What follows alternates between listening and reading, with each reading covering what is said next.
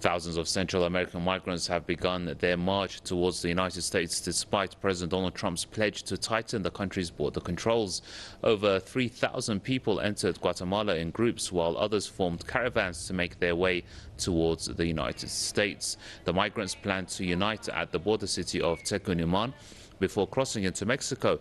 The Mexican government has provided shelters and medical help as well as thousands of jobs for the migrants who are fleeing poverty and violence in their own countries. Washington has urged Central American countries to prevent such groups from reaching the border with the U.S. or face economic sanctions.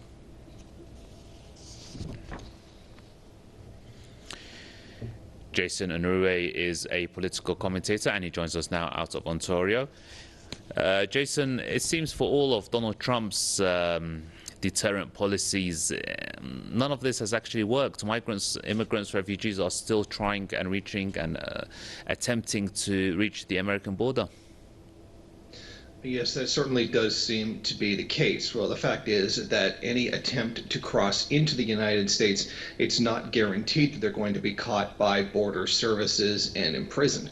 And this risk is still better than the grinding poverty that they face back where they came from. So any attempt at a better life, even the risk of it, is certainly worth the reward in their eyes. We have to keep in mind that the reason people are leaving their countries and going to the United States is largely due to the policies created by the United States and what they have famously referred to as their own backyard.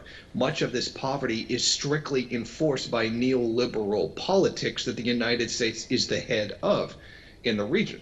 Anytime a country attempts to break free of them and develop themselves and to create programs for the poor, etc., to use the resources of the country to benefit the public, they find themselves on the hit list of Washington. We have seen recent many attempts to overthrow Venezuela. We witnessed a coup inside of Bolivia. So we see a nonstop effort by U.S. imperialism to undermine these countries to prevent them from alleviating the policies for alleviating the poverty they have by using their own resources. And this is so that those resources can be scooped up by multinational corporations and used for their own profits. As the empire continues to hang on, they're going to require new access to resources, markets, labor power, etc. So we have seen this as a nonstop tool by the United States to intentionally impoverish these countries.